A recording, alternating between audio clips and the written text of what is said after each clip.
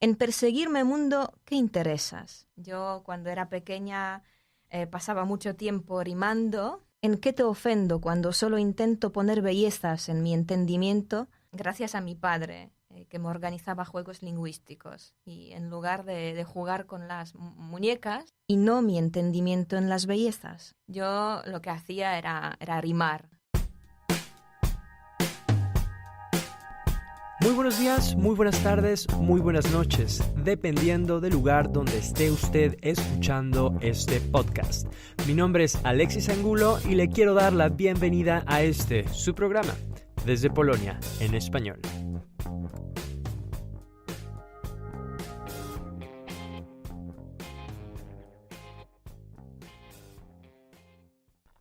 Muchas gracias por estar en una edición más de Desde Polonia en español. El día de hoy nos ponemos otra vez un poco argentinos. Está con nosotros Max Bober. Buenos días. Y Ágata Joana Kornacka. Hola a todos, buenos días. Además de que en la mesa hay un mate. Tenemos un mate, un termo, a ver, así escuchan. Igual van a escuchar. Tenemos un termo, tenemos muchos libros y estamos muy contentos de poder presentar a Ágata y el trabajo que ha venido haciendo este tiempo. Sí, ¿qué son todos esos libros en la mesa? Pues esos libros son mis traducciones. Son poemas. Más respeto, ¿eh? Son dos partes de la epopeya nacional argentina, el Martín Fierro, La ida y la vuelta. Sí. También un poema de Rafael Obligado, el más conocido, Santos Vega.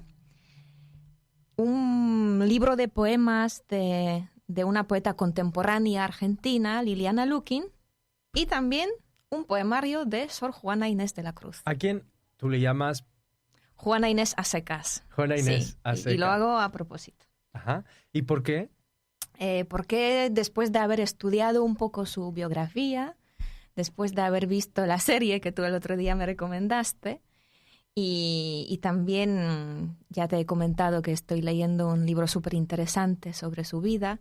Creo que el elemento mundano en su biografía fue mucho más fuerte que el elemento divino que tanta gente intentó imponerle. Uh-huh. Bueno, usted se irá dando cuenta quién es Ágata. Pero bueno, también podemos hacer nosotros una introducción. Ágata es traductora. Ella es traductora tanto de literatura como traductora jurada. Eso es. ¿Sí? ¿Cómo haces para compatibilizar estos trabajos? Porque además eres profesora de español, das cursos de traducción. Sí, doy cursos de traducción jurídica, trabajo en la Universidad de Varsovia, en mi facultad, quiere decir en la Facultad de Lingüística Aplicada. A partir de este año soy profesora fija. ¡Wow! Porque ¡Felicidades! antes solamente colaboraba con el instituto. Estoy a punto de terminar mis estudios de doctorado. Uh-huh. Estoy en el 5º curso. Ya he entregado mi tesis y estoy esperando a que me fijen el día de examen, Uh-huh. que va a ser en abril o en mayo. Que además tú haces un salto, ¿no? Porque empezaste por la lingüística aplicada y de ahí, cuando tú te quieres dedicar a la traducción literaria, pues no tienes de otra que ahora hacerte experta también en las relaciones literarias entre Argentina. Sí, es un salto, es verdad, porque yo después del primer grado tuve que escoger mi disciplina, mi especialización, que fue la interpretación. O sea, la traducción simultánea y consecutiva, entonces no tiene mucho que ver con la traducción literaria. Uh-huh. Pero al terminar los estudios, al terminar el 2º grado, empecé a interesarme por el tema y empecé a traducir la primera parte del Martín Fierro y así surgió la cosa.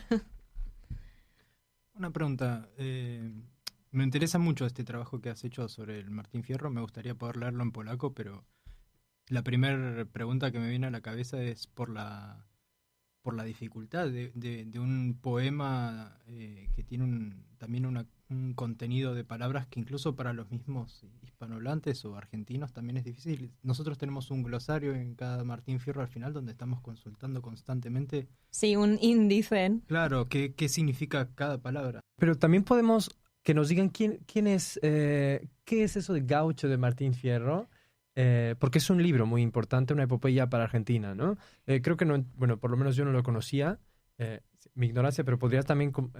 Sí, es muy importante saber quién es el personaje mencionado en el título y también conocer un poquito el contexto sociocultural de aquella época.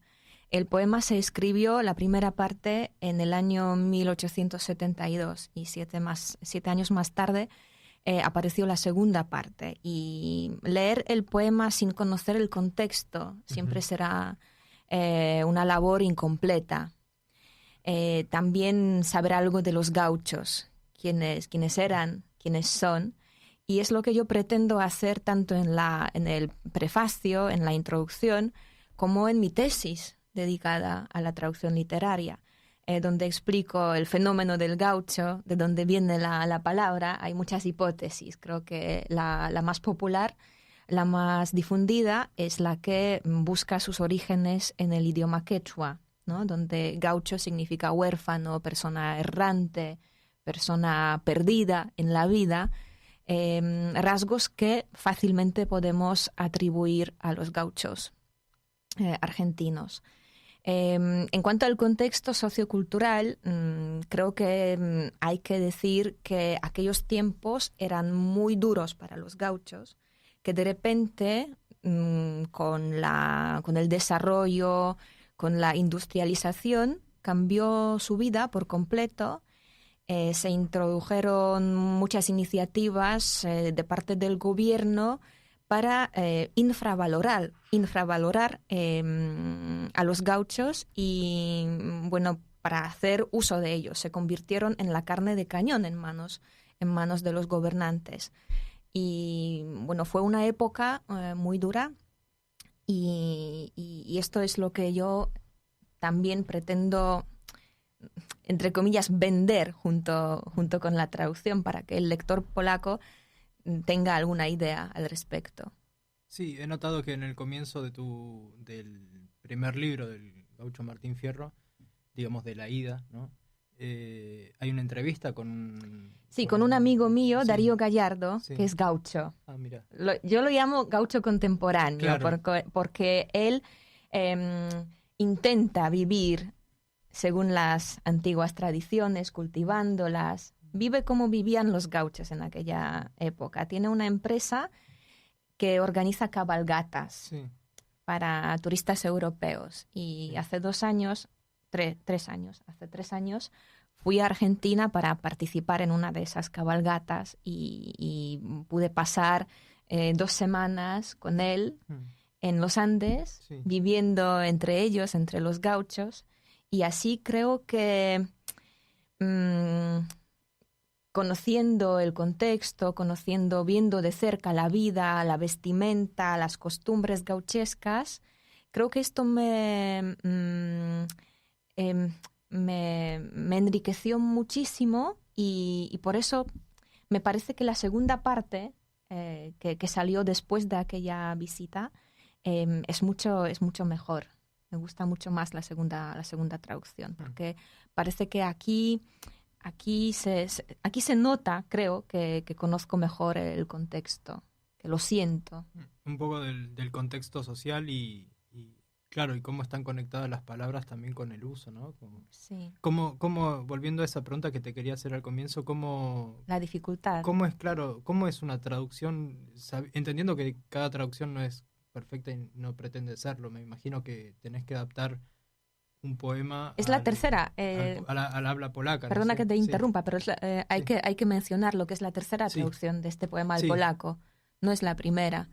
Que hubo 2 traducciones. Una de Henryk Mackiewicz, de la obra completa, Ujú. y una de Józefa Radzimińska, pero se supone que ella solamente tradujo una parte del poema.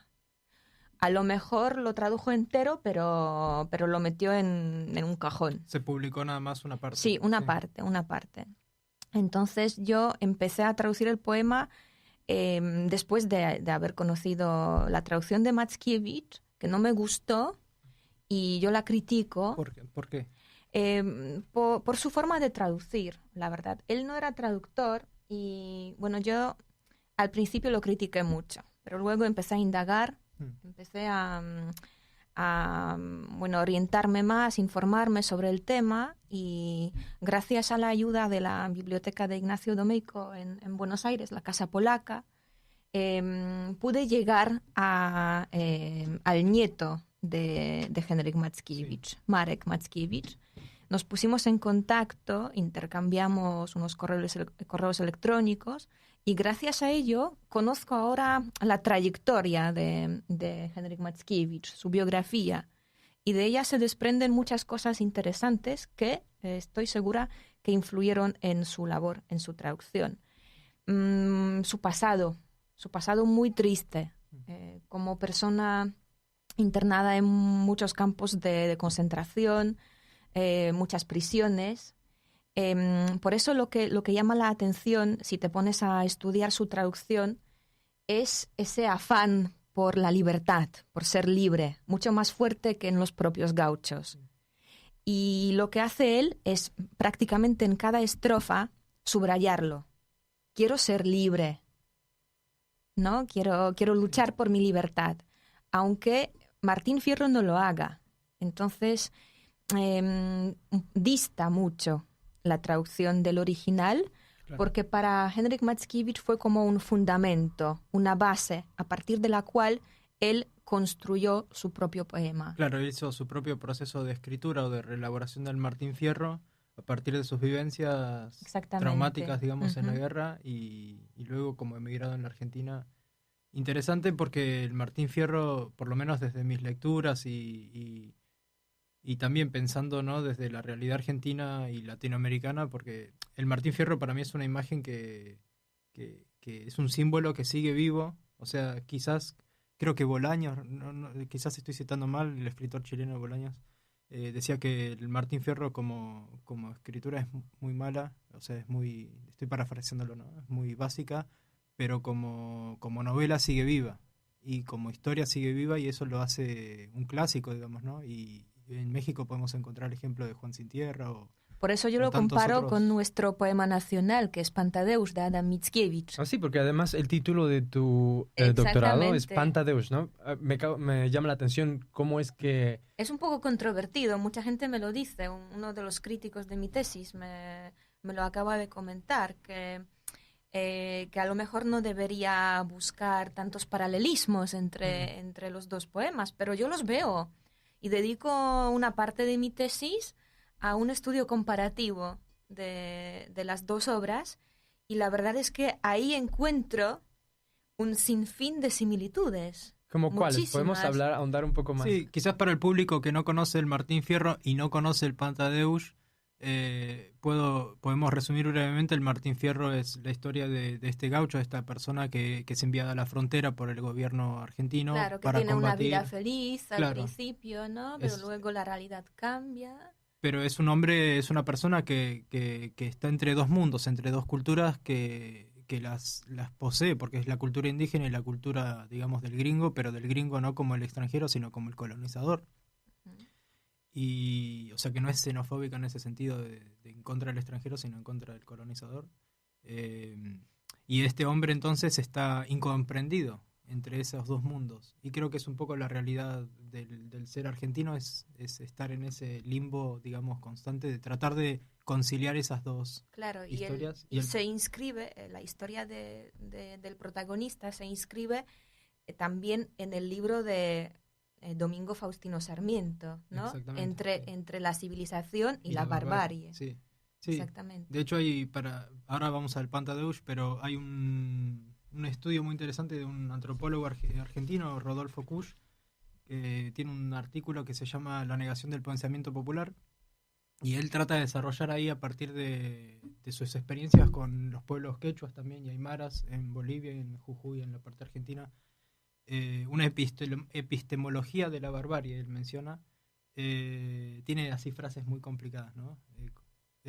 Pero habla del Martín Fierro como la base del pensamiento original americano, Ujú. como esa cuestión entre el pensar y el pesar, ¿no? Como esa relación que hay entre el pensar, porque el hombre empieza a pensar, pero desde el canto, desde un lugar que no es el mero decir, y a la misma vez también es un pesar lo que está comunicando, ¿no? Entonces, me fui un poco lejos quizás, pero estoy siempre pensando en el Pantadeusz también como un canto, y si le podemos explicar también a nuestros oyentes y oyentas que cómo sería la conexión entre el Martín Fierro, Latinoamérica, ¿no? y el Pantadeusz. Bueno, pues yo en la explicación siempre parto del argumento más evidente.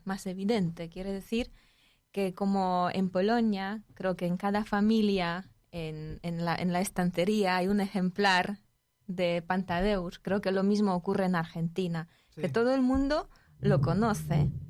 Hay personas que son capaces de citar pasajes, fragmentos del Martín Fierro sin saber de dónde vienen. Exacto, sin saber sí, que vienen, como por ejemplo, el diablo sabe por diablo, pero más sabe por viejo. Sí, la venganza nunca es buena, mata el alma y envenena. Claro, y todas esas frases de oro del viejo Vizcacha, por ejemplo, ¿no? Sí. Que es uno de los profetas, digamos, del libro.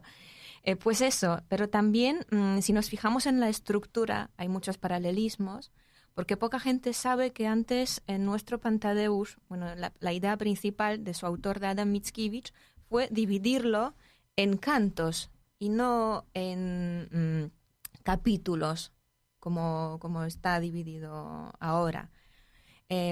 Y esto subraya también el carácter mélico del poema, o sea, melódico, ¿no? Que es para cantar, es para ser transmitido oralmente. Y gracias a ello también se aprende fácilmente. Uno es capaz de citarlo, de recitarlo, de cantarlo. Es lo que nosotros de memoria aprendemos en las escuelas, la introducción que se llama invocatia, ¿no? Sí. Todo el mundo lo conoce. Y también muchos tópicos, por ejemplo, el tópico de Homo Viator, del viajero, ¿no? Del viajero errante, que aparece en ambos poemas. O el tópico de Arcadia, arcádico, ¿no? Como ese paraíso. Un paraíso que uno es, que Martín Fierro y también Pantadeusz, que en algún momento de su vida lo tienen que abandonar y tienen que alejarse de él, distanciarse de ese paraíso, y la nostalgia que eso conlleva. Y también que en ambos títulos aparezca el nombre del protagonista principal. Sí. Podría ser como una especie de, creo que Lugones en un momento en esta creación de una mitología argentina y de compararlo también con las culturas europeas, postula al Martín Fierro como el cantar del Mio Cid en España, o por supuesto, los cantos medievales en Francia, el Beowulf, ¿no? Como que lo hace. El Pantadeusz tiene también esa impronta, digamos, de ser como la epopeya de la cultura polaca, digamos, pero moderna, ¿no? Sí, la obra cumbre, la obra más emblemática. Sí.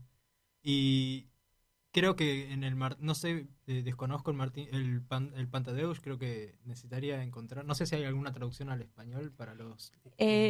fíjate, hay solamente una, pero que se hizo en prosa, porque antes las epopeyas, los poemas de tanta envergadura no se traducían en verso, se traducían en prosa.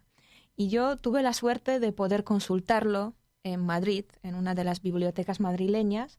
Me permitieron verlo, tuve que ponerme unos guantes blancos especiales y con una pinza lo pude hojear, porque no se puede tocar para no destruir las hojas. Entonces, ¿de qué año será esa traducción?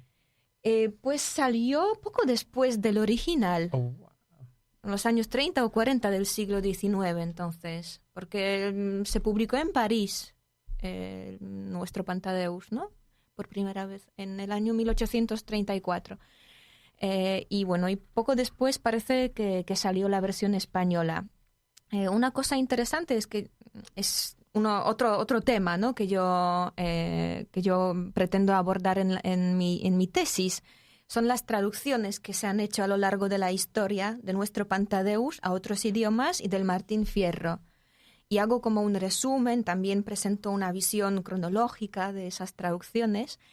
Y hay traducciones que me llaman mucho la atención y podemos hablar un poco del tema porque me parece muy, muy interesante.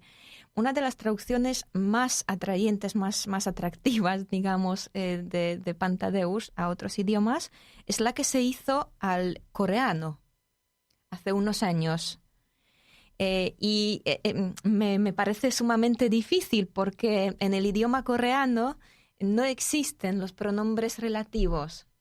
Esto quiere decir que ellos, los traductores, porque lo hizo un grupo de traductores dirigido por Byung-Kwon Cheong, el traductor número 1, ¿no? de aquel equipo de traductores, líder, pues lo que ellos tuvieron que hacer fue aplicar la técnica del salami, cortar las frases originales para evitar el uso de pronombres relativos. ¿Qué? ¿Quién? ¿Cuál? O sea, eso no se puede hacer en coreano. Wow, fascinante llegar tan lejos en el desarrollo de un texto, ¿no? Porque ¿cómo será también la lectura que realizan allá en Corea, o el coreano hablante, digamos, o el coreano lector de un texto tan lejano también? Por eso, ¿cómo fue tu proceso también? Si bien mencionaste que trabajaste con otras traducciones, hay toda una historia previa. ¿Cómo fue el proceso de pasar de la palabra vihuela a guitarra? Bueno, esto es bastante fácil, pero sí. hay otras que me causaron más sí. problemas. Yo estoy en contacto constante con mi amigo Darío. Uh-huh. Hablamos todos los días prácticamente por Skype. O sea, que es mi fuente de inspiración y mi fuente de conocimiento también. Saludos a Darío. Sí. Muchísimas gracias. Seguro nos está escuchando. Le voy a pasar el link, el enlace. Sí, por favor. Nos va a escuchar, seguro. Pues él me ayuda mucho con mis traducciones, aunque no se trate del Martín Fierro, también con los demás libros, ¿no? Que ahora tengo en la mesa, en mi taller. Pues hablamos mucho. Y él me explica algunos fenómenos que para mí son nuevos, son difíciles, pero ahora recuerdo que de las cosas, de las palabras que más problemas me causaron, por ejemplo, todo ese vocabulario relacionado con el arnés de caballo, uh-huh. Sí. rebenques, espuelas, lazos, ¿cómo llamarlo en polaco? Exacto, sí, todo un vocabulario técnico muy sí, preciso, ¿no? Sí, luego también palabras tipo prenda, que sí. para mí antes significaba solamente vestimenta, pero la prenda del gaucho es la mujer del gaucho, es la querida sí. del gaucho, ¿no? Sí, hay palabras que por ahí uno las asocia también a vocablos antiguos del español también, claro, ¿no? entonces sí. yo estaba a punto de traducirlo mal, porque tampoco me alejaba mucho del original, diciendo que se trataba de la vestimenta del gaucho, ¿no? Porque podía significar las dos cosas, pero luego al adentrarme en el original me di cuenta de que, bueno, algo no cuadra, aquí algo no cuadra, que el tema principal no es la vestimenta, es la chica, es la mujer. Exacto.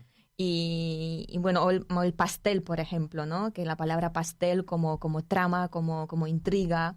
Sí. O los malones, sí. De los indios, sí. ¿no? O los payadores, las payadas que se organizaban. Y muchísimas metáforas, me imagino. Muchísimas metáforas, exactamente. Sí. Y los juegos de palabras. Sí. Creo que José Hernández es un maestro en cuanto a los juegos de palabras. Hay muchísimos. Pero eso es lo que me encanta. Lo que más trabajo me cuesta, lo que más tiempo ocupa, pero es fascinante.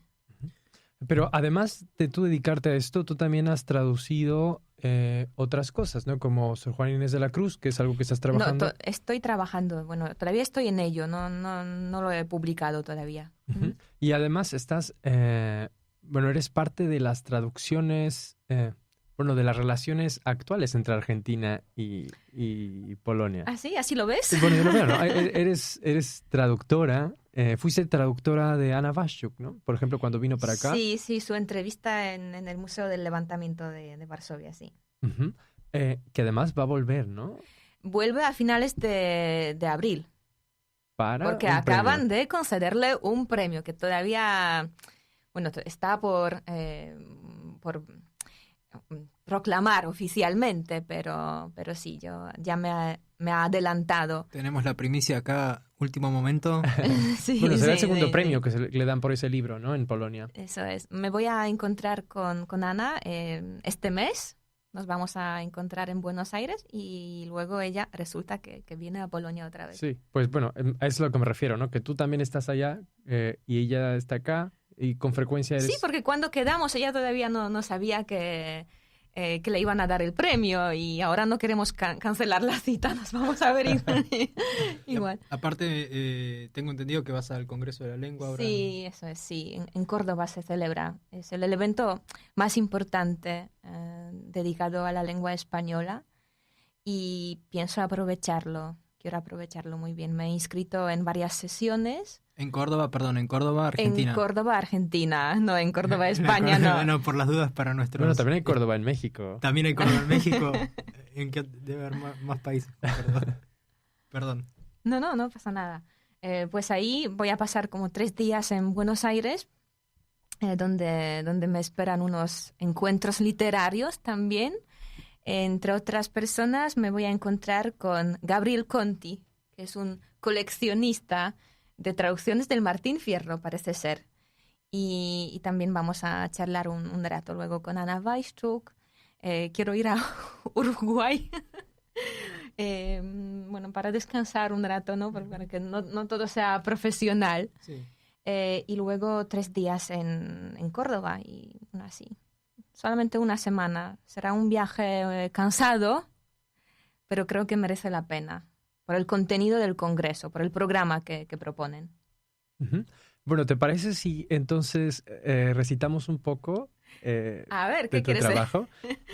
No traje la guitarra, discúlpame. Podemos cantar, ¿no? Porque hay que decirlo, el Martín Fierro es para cantar. Exacto, hay muchas grabaciones del Martín Fierro que se pueden encontrar en internet, en YouTube, hasta en Spotify. Cuando vayan a escuchar desde Polonia en español, pueden buscar también el Martín Fierro. Y hay grabaciones con guitarra, ¿no? De cantantes, de payadores. Sí, hay muchas versiones, una película o 2 incluso. Sí, hay películas. Que por cierto, hablamos de vocabulario y cuestiones gramaticales, pero ¿qué pasa también con la rima? Eso también es todo un trabajo. Sí, la rima es lo mío. O sea que es mi objetivo número 1, mi objetivo primordial. Yo siempre pretendo guardar las rimas, cueste lo que cueste y pase lo que pase. Y creo que se lo debo al autor, que es muy importante. Pero bueno, yo tengo la suerte, esa suerte de saber rimar. Eso me viene ya de la infancia. Yo cuando era pequeña pasaba mucho tiempo rimando gracias a mi padre, que me organizaba juegos lingüísticos. Y en lugar de jugar con las muñecas, yo lo que hacía era rimar. Sí. ¿Vamos a rimar, papá? Por ejemplo, sí, por ejemplo, mi padre rimar en polaco, que es algo más difícil todavía. Mi padre me daba una frase y mi tarea era terminar, ¿no? Añadir una que rimase con la primera y así formábamos historias, ¿no? O por ejemplo, inventar una historia en la que cada palabra empezara por la misma letra. Pan porucznik podbił piłkę, piłka poleciała pod pociąg. Por ejemplo, ¿no? Con la letra P. Y así jugábamos con mi padre, así que creo que se lo debo a él. Qué bello suena también cuando lo Pero ¿te acuerdas? ¿Esa realmente fue una rima que hiciste? Sí. La del pochón. Sí, y lo inventamos mi padre y yo. Yo creo que empecé a escribir poemas en la escuela primaria. Sí, cuando tenía 6 o 7 años fue cuando escribí mi primer poema, todavía me acuerdo de él, pero es tan infantil que no pienso citarlo. Okay. Sí, creo que todos tenemos ahí un par de, digamos, muertos en el closet escondidos, ¿no? Como pasados que no queremos. Aunque mis padres piensan que es uno de mis mejores poemas. Claro, sí. Sí, en mí también he tenido esos traumas de poemas que me han grabado. Un día mi profesora me confiscó la libreta en la que escribía mis poemas, ¿no? Por no estar atenta en clase. Sí, una vivencia un poco traumática. Ya me imagino. Sí, pero eso Censura. Censura, sí. Censura creativa. Contra el régimen Sí. era, ¿no? Entonces, bueno, me imagino, ¿no? Es parte del proceso. Bueno, ahí está cerca de ser Argentina también. El argentino, creo que con el Martín Fierro te habrás dado cuenta, tiene esa rebeldía casi genética contra la autoridad, ¿no? Mm. Contra desconfianza contra la Exactamente. autoridad. Pues tenías inspiración en ese momento. Sí, sí. Sí. Vamos uniendo cabos. Bueno, entonces, vamos a ver si sí es cierto. Vamos a recitar un soneto de Sor Juana Inés de la Cruz, Exactamente. o de Juana Inés de la Cruz, Mejor así. en español y en polaco. Entonces, Se supone que yo lo leo en español y tú en polaco. así va a ser, ¿no? La dinámica. Será un experimento Sí. literario. Sí, Muy bien, es una performance lingüística, digamos. Sí, que además tengo que decir que esta es una, ¿cómo se dice? La primera vez que que va a salir a la luz tu traducción, este pedazo, ¿no? Ajá, sí, porque viene de mi borrador. Vale, viene de su borrador. Empezamos. Es el soneto número 20. Quéjase de la suerte, insinúa su aversión a los vicios y justifica su divertimiento a las musas. En perseguirme, mundo, ¿qué interesas? ¿En qué te ofendo cuando solo intento poner bellezas en mi entendimiento y no mi entendimiento en las bellezas? Yo no estimo tesoros ni riquezas, y así siempre me causa más contento poner riquezas en mi entendimiento que no mi entendimiento en las riquezas. Y no estimo hermosura, que vencida es despojo civil de las edades, ni riqueza me agrada fementida. Teniendo por mejor en mis verdades consumir vanidades de la vida, que consumir la vida en vanidades. Wow, en español Te se toca a ti, ahora te toca a ti. A ver, se dice sonet 20, nie? Exactamente, O tego 20. zaczynamy. No to teraz będzie po polsku, czyli nie desde Polonia en español, tylko Prepárense, estamos en un nivel awansado de clases de, De polaco, sí. con Alexis. desde Polonia po polsku, tym razem. Sonet 20, w którym skarży się na los, potępiając własne łomności, szuka usprawiedliwienia dla porywów twórczych. Na co liczysz, świecie, śledząc moje kroki? Czy ci uradziłam, skradłam twoje mienie? Chciałam w urok udziać moje rozumienie, zamiast rozumienie wkładać w twe uroki. Nie są dla mnie bogactw świetliste widoki, radość indziej chadza. O to, co znów cenię, w złoto przeżywam własne rozumienie. Złota nie rozumiem, wszak to sen głęboki. Nie urodę pragnę, która w końcu minie. Ledwie szczątkiem będzie wieku i postaci, ani bogactw łaknę, co zdradzam w godzinie. Tym, co prawdą zwie się, prawda odpłaci, jest próżności chebić.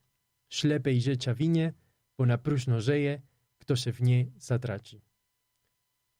Suena bien, tengo que reconocerlo, que suena bien. Bueno, es su propio trabajo.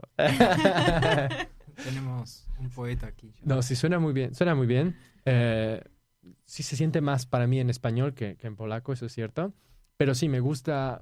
Por ejemplo, a mí me gusta. Hice yo una traducción de la invocación también de Del Pantadeusz. Pantadeusz, que también lo tuve. Sí, pero ahí, por supuesto, hay muchas palabras que ahora no se usan, porque Sí. yo al trabajar con este tipo de textos, trabajo con el diccionario de sinónimos, Ujú. pero también con los diccionarios de polaco, pero antiguos, como el de Doroszewski, ¿no? De palabras para poder usar palabras que suenan un poco equivalentes, ¿no? antiguas, ¿no? Ujú. Que son equivalentes, pero esto no puede ser una versión moderna, porque sería una adaptación y no una traducción. Ujú. Bueno, pero además, por lo menos yo sentí en el proceso de traducción de la primera parte de la invocación, que me costó muchísimo trabajo hacerla, donde también cuidé la rima, sentí que... ¿La tienes por aquí? La tengo en internet, podría recitarla al final, por ejemplo. Claro, anímate. No, donde de verdad costaba un poco de trabajo, costaba un poco de trabajo entender el poema. No es sino hasta cuando lo traduje al español, donde realmente empecé a entender y a sentirlo. Por donde, a pesar de que yo hable polaco, y bueno, obviamente que tampoco entiendo todo el vocabulario de Pantadeusz, no es sino hasta que ya entiendo todas las palabras y lo recito yo, que empiezo a sentirlo. Así funciona, parece que tienes madera, ¿no? Piénsatelo. No, claro que porque sí. es como trabajo yo también. Leo una estrofa, intento entrar en ella, Ajá. luego cierro el libro y ya con la imagen que tengo, que he sacado del original, trabajo, intentando labrar algo en mi lengua materna. Y o ahí sea, sí lo sientes, ¿no? Sí, para primero sentirlo y luego ya lo dices con tus propias palabras. Sí, pero bueno, si lo recitamos, habría que recitarlo también En polaco. En polaco. Por lo menos yo creo que te acuerdas de la primera parte, ¿no? Pero sería... no, prefiero no hacerlo porque si resulta que me he olvidado y si lo escucha mi profesora de polaco... Exacto, la señora acá es una profesional, ¿no? Como nosotros que improvisamos y hacemos live theater. Sí, live theater acá hacemos. No, estaba pensando para quienes están estudiando polaco o quienes están pensándoselo por tercera vez, creo que no es un buen animarse un poco a traducir y creo que es un buen ejercicio, ¿no? Sí, es un buen ejercicio mental sobre todo, para tener la mente ocupada. Y ¿Cómo es eso de tener la mente ocupada? Tener la mente ocupada, porque una traducción literaria yo creo que no termina nunca, es un trabajo constante. Yo en mis pensamientos siempre vuelvo a las traducciones realizadas y a las que estoy haciendo. Es algo en lo que te involucras mucho, das mucho de ti, pero también creo que sacas mucho provecho. Porque puedes ampliar tus conocimientos, conocer más palabras en tu propio idioma. Hay palabras que me sorprenden mucho, que no sabía que existían en mi lengua materna. Y así puedo enriquecer mi vocabulario, mi polaco también, no solamente... Claro, en los dos español. sentidos. ¿Por qué te ríes? No, ya la encontré. Estamos listos con el arsenal. No, cierro con esto que estaba pensando, con lo que decías. Entonces el aprendizaje va en los dos sentidos. No es solamente que uno va y aprende el idioma ajeno, ¿no? El polaco en este caso, para los que hablamos español, sino que uno también aprende su propio idioma traduciendo. Yo además creo eso es que... increíble. Sí, me parece es súper increíble. una motivación muy grande también. Sí, además yo creo que para traducir bien, es algo que va en contra a lo mejor del pensamiento general, pero hay que trabajar mucho con su lengua materna. Yo, por ejemplo, leo mucho en español, claro, veo también mucho en español y hablo y lo uso a diario, pero también tengo un espacio reservado para mi lengua materna cada día, porque no es algo que ya me viene dado y no tengo que hacer nada para mejorarlo. Es un trabajo constante, o sea que cada día aprendo nuevas palabras y esto también es muy importante y es muy útil a la hora de traducir, porque hay que tener en cuenta que esa facilidad no es gratis, la facilidad de expresarse, eso también se trabaja. Es un trabajo que tienes que hacer en tu idioma natal. Sí, especialmente... Tenemos que trabajar, Alexis. Bueno, es que yo lo veo. Por eso estoy también haciendo este programa en español, porque siento que si solamente hablo polaco, entonces, no sé, como que mi pensamiento... Se reduce. Se reduce por una parte, no solo porque estoy hablando un idioma, sino porque es un idioma extranjero y no me puedo yo expresar con soltura. Y además, no sé, como que... tengo muchas más posibilidades de desarrollar quizá mi pensamiento a través del desarrollo del lenguaje nativo del español que con el polaco. Siento que no puedo hacer eso, que es necesario. Entre mejor sea en español, creo que mejor puede ser también, no solo el polaco, pero otros idiomas. ¿Para qué me sirve el español si luego no soy capaz de expresarlo en mi lengua materna, ¿no? Porque me faltan palabras. Sí. Bueno, entonces... Si me permiten, para cerrar, voy a hacer Le doy el visto, el visto bueno. Sí. Adelante. Lituania, patria mía, tú eres como la salud. ¿Cuánto habrá que valorarte? Eso solo lo sabrá quien te haya perdido.